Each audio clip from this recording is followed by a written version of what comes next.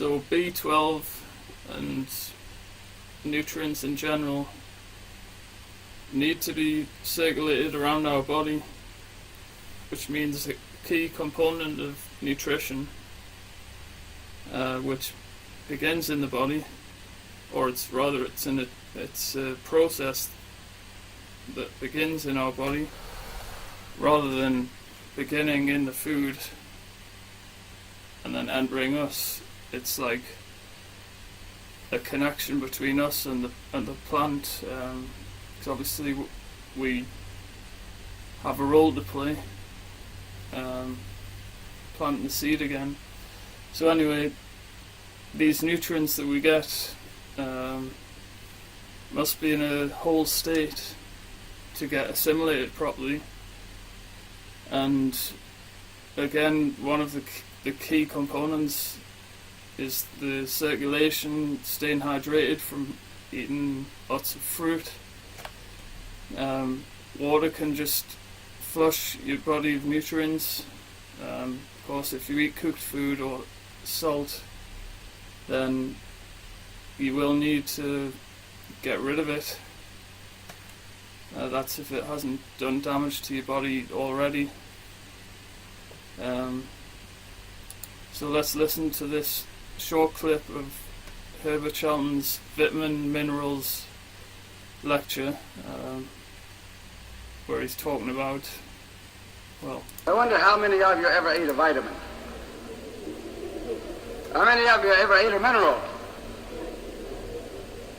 You see how silly my subject is? It was given to me by somebody else. We don't eat those things. What do we eat? We eat apples. We eat cabbage. We eat oranges. We eat celery. We eat peaches. Sometimes we don't eat the peaches, of course.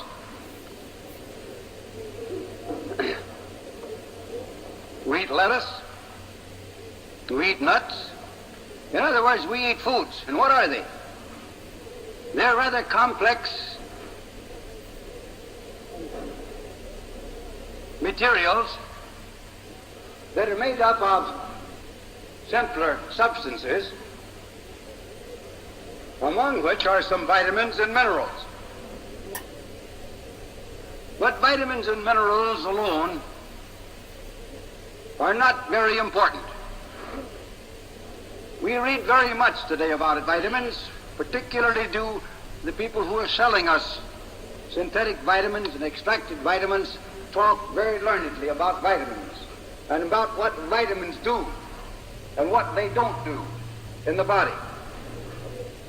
Actually, a vitamin in a vacuum is valueless. Vitamins are valuable only in association with food elements. Vitamins are not supposed to be foods, and as their behavior is described to us, they seem to be nothing more nor less than an enzyme. Instead, however, of them doing something in the body uses vitamins with which to carry on certain of its synthetic activities in building up and in maintaining its tissues. Somebody's always shooting at me.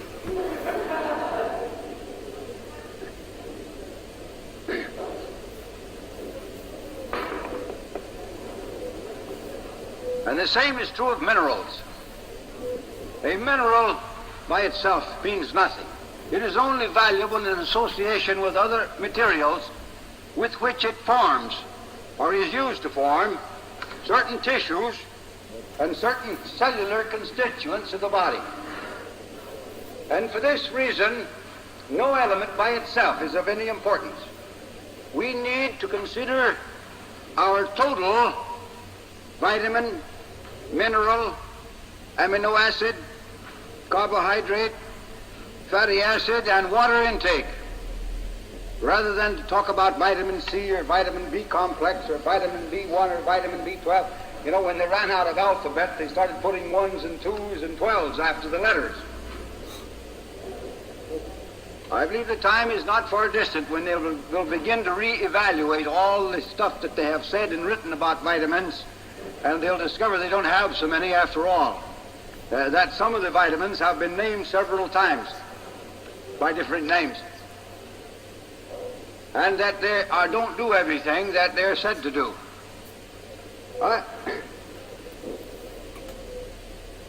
There was a time when we knew nothing of vitamins, and there was a lot of experimenting done in those days with foods.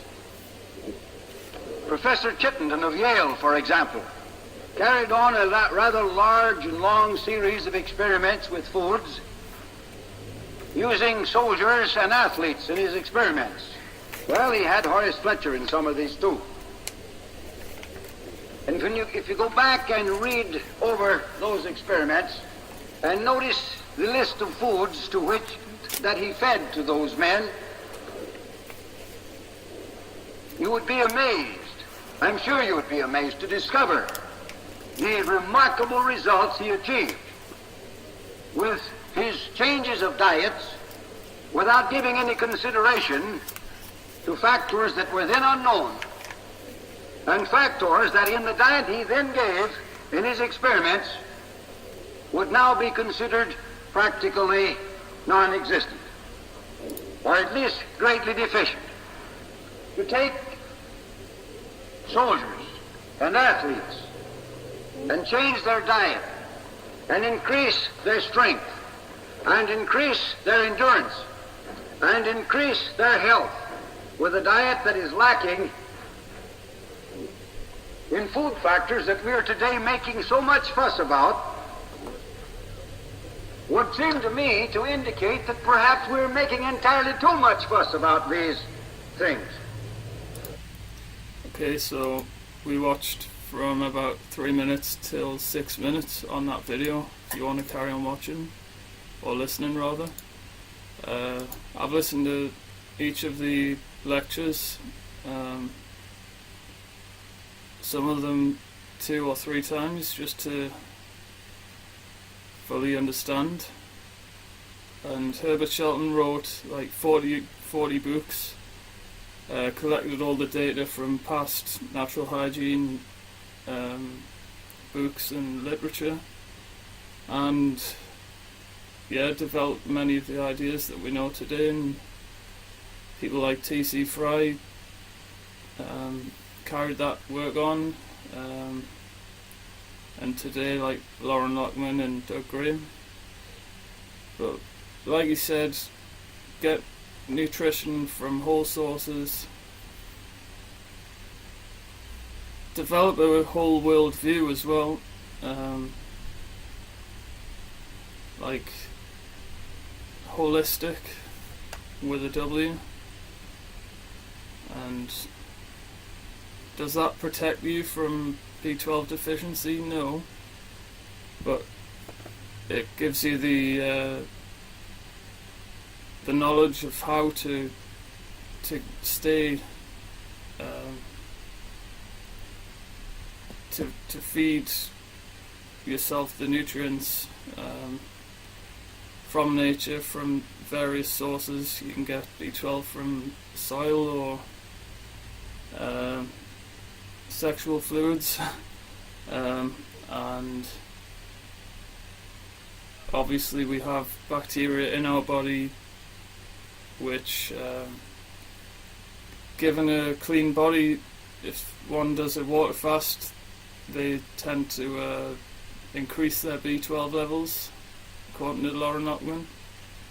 So how do you explain that? I don't know, but that's my take on it, and that's why I live without supplements,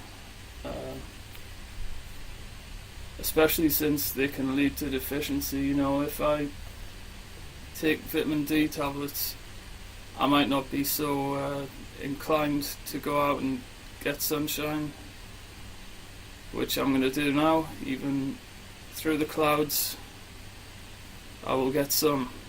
Alright, peace out.